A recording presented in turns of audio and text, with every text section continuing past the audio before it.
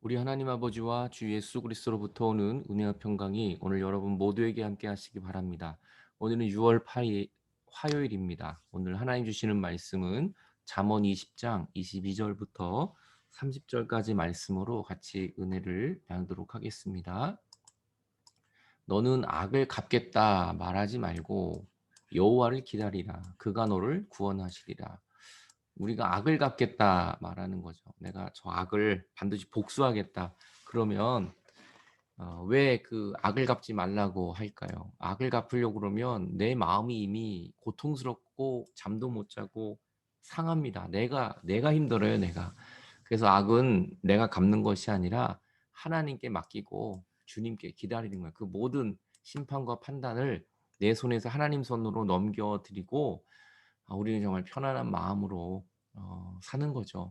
그리고 우리를 위해서 갚지 말라고 한 것입니다. 우리를 지켜주시기 위한 하나님의 은혜.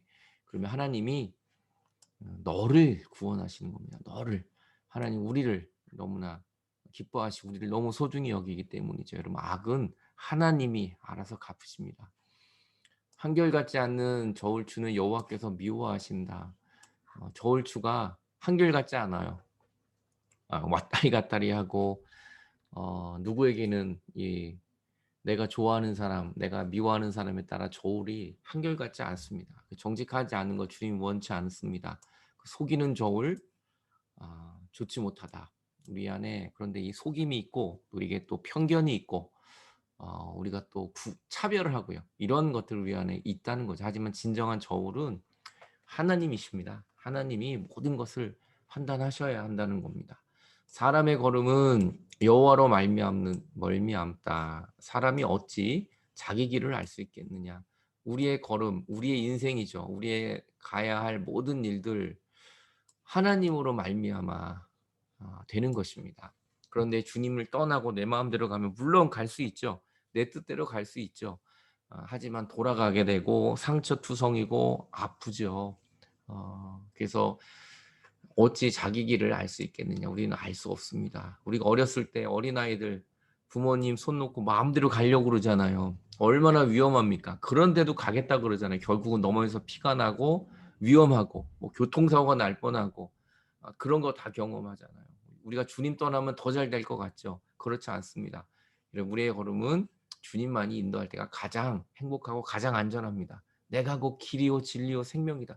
예수님이 길이에요. 주님 따라가면 우리의 살 길이 보입니다. 함부로 이 물건을 거룩하다고 해서 쉽게 서운하지 말아라. 하나님께 간구하는 거, 서원기도 꼭 지켜야 되는 거잖아요. 함부로 그렇게 쉽게 하지 말아라. 그 후에 살피면 그것이 너에게 오히려 덫처럼 너를 덥석 물게 되고 그 서운한 것 때문에 자유함이 없고 율법의 족쇄가 돼 버린다. 그러니까 좀 쉽게 서운하는 게 아닙니다. 우리가 정말 하나님께 정말 기도하고 정말 주님을 사랑하는 마음을 유지하는 것이 더 중요합니다. 사람의 영혼은 여호와의 등불이다. 사람의 깊은 속을 살핀다. 여러분 우리가 정말 열길 물길 쏘고 날아도 사람의 마음은 모른다는 말도 있잖아요. 우리가 어떻게 남편의 마음, 아내의 마음, 자식의 마음 모릅니다. 같이 살아도 가족의 마음 모릅니다. 그런데 정말 우리의 그 보이지 않는 깊은 속을 아시는 분은 여호와 하나님이에요. 하나님은 등불처럼 비춰서 우리의 깊은 속까지 다 아세요. 지금 내가 뭘 생각하는지, 내가 뭐 때문에 힘든지 주님 앞에 속일 수가 없어요. 그래서 우리가 주님 앞에 나가면 내 마음에 평안이 오고 눈물이 나고 위로를 받는 건 주님이 우리를 잘 살펴주시기 때문이에요. 오늘도 주님이 여러분을 야단치시는 게 아닙니다. 우리의 깊은 속을 오늘도 살피셔서 같이 안고 같이 우시는 분이 바로 하나님이세요. 젊은 자의 영화는 그의 힘이고 늙은 자의 아름다움은 백발이다. 젊었을 때의 힘, 젊었을 때의 우리를 영어롭게 하는 건 힘이에요, 힘.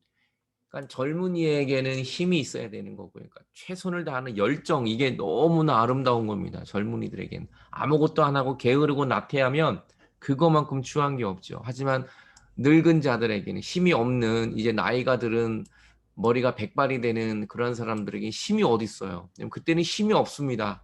하지만 그때 아름다움은 백발이다. 그의 나이가 참으로 아름다워요. 그럼 80살을 살았다. 90살을 살았다.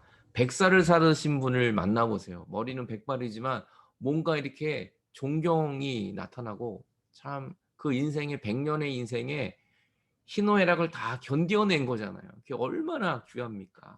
그러니까 그 자체가 아름답다는 겁니다. 그럼 늙으면 뭐 아무런 쓸모없다 이게 아니고요. 늙으면 정말 아름다워져요. 그 모든 것들을 다 이겨냈기 때문입니다. 여러분 젊은이들, 늙은이들 다 하나님이 너무나 귀하게 여기신다는 겁니다.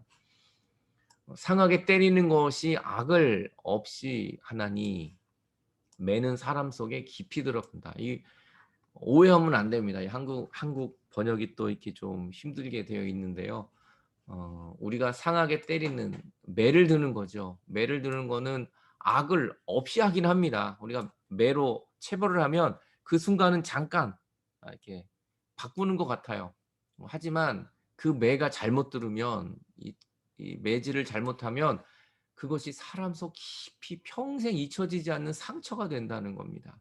그러니까 가급적이면 매 들지 말라는 얘기지 때리라는 얘기가 아니에요. 때려서 악을 없애라고. 이걸 잘못 이해해서 잘못된 종교는 막 때리잖아요. 막 때려서 귀신을 쫓아내고 뭐 사람을 고친다고.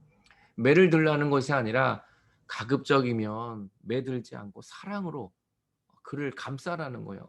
사랑이 없는 매는 상처만 남게 되는 겁니다. 메시지 성경에는 이것을 이렇게 번역하고 있어요. 체벌을 하려면 제대로 해야 악이 없어진다. 체벌은 사람의 깊은 곳까지 파고들기 때문이다. 어렸을 때 부모님께 맞고 또 때로는 폭력을 당했던 것이 이게 평생 안 없어지거든요. 하지만 정말 사랑하는 마음을 가지고 체벌하는 건 그 사람에겐 고쳐줄 수 있는 그런 힘이 있지만 여러분 우리는 사실 체벌할 때 화나고 분노하면서 내 힘으로 그냥 가는 겁니다. 내 말 안 들어? 그러는 거죠.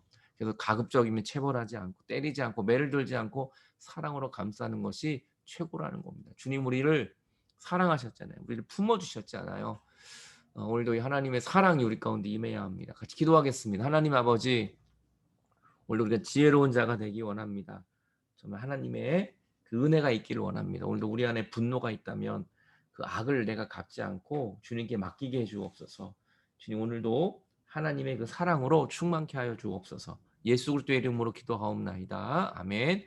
여러분 오늘도 말씀에 동참해서 감사합니다. 저는 또 내일 뵙도록 하겠습니다.